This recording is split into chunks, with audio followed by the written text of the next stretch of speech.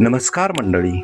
आज मी ज्ञानेश्वरी या पवित्र ग्रंथामधील अध्याय 6 ओवी क्रमांक 271 ते 300 यांचे पठन करणार आहे. ओवी क्रमांक 271.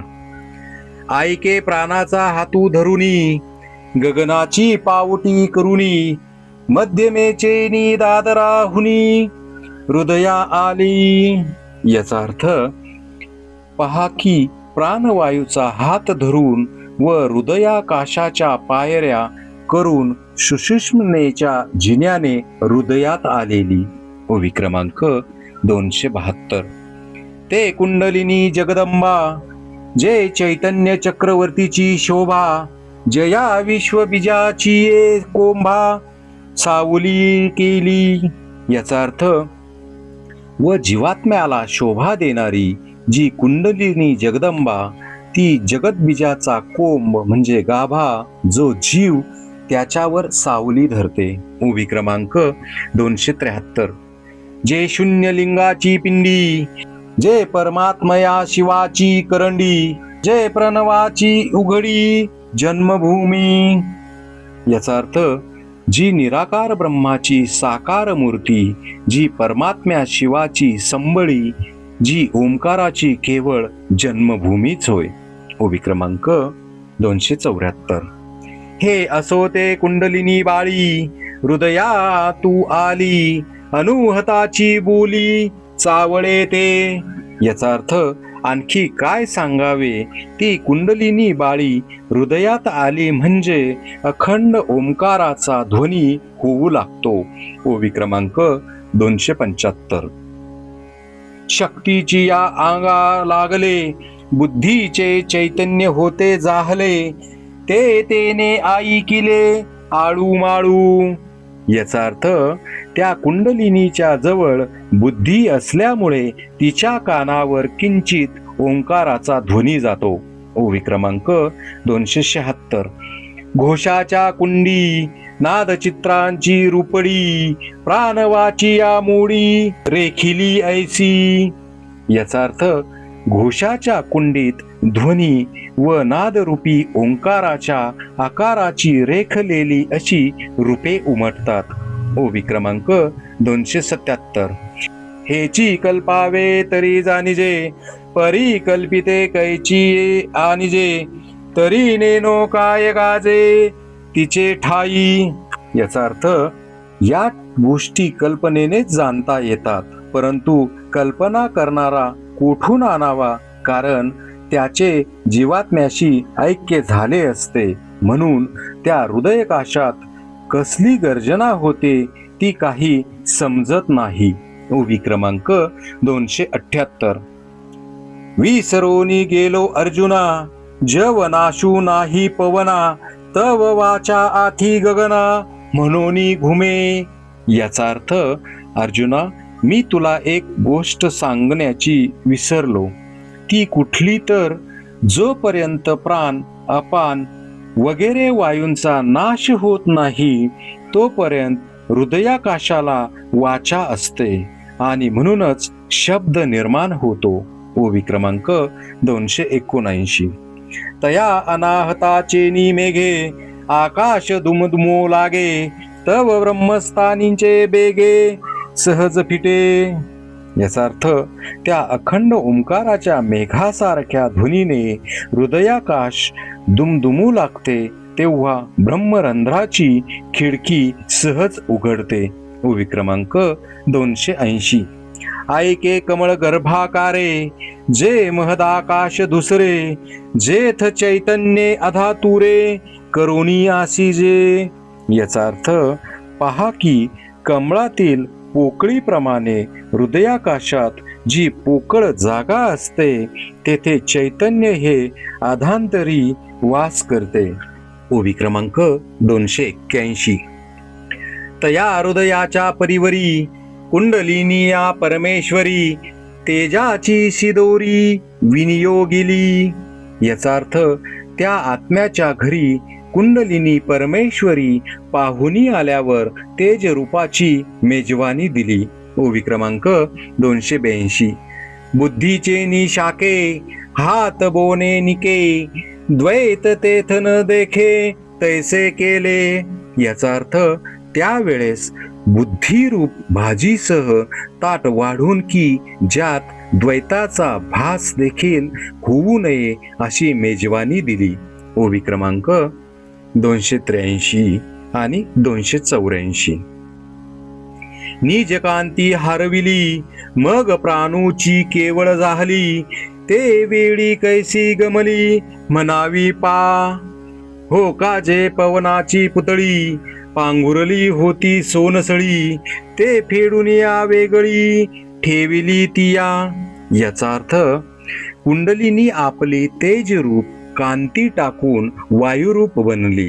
त्यावेळी ती कशी दिसली म्हणाल तर प्रत्यक्ष वाऱ्याची पुतळी जी सोनसळी होती ते वस्त्र फेडून तिने एका बाजूस ठेवल्याप्रमाणे दिसली. ओवी क्रमांक 285. ना तरी वायूचे नी अंगे झगटली, दीपाची दिठी निवटली, का लखलखोनी हरपली, विजू गगनी. याचा अर्थ किंवा दिव्याची ज्योत वारा लागल्याने ज्याप्रमाणे मालवते अथवा वीज चमकून गगनात नाहीसी होते. ओवी क्रमांक 286. तैसी हृदय कमळवेरी, दिजे जैसी सोनियाची सरी, ना तरी प्रकाश जळाची झरी, वाहत आली. याचा अर्थ त्याप्रमाणे हृदय कमळापर्यंत जाऊन ती सोन्याच्या जाड कांबीसारखी सतेज किंवा तेजरूप पाण्याच्या झऱ्याप्रमाणे वाहत आलेली दिसते.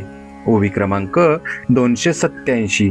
मग ते हृदय भूमी पोकळे, जिराली का एके वेळे, तैसे शक्तीचे रूप मावळे, शक्तीची माझी.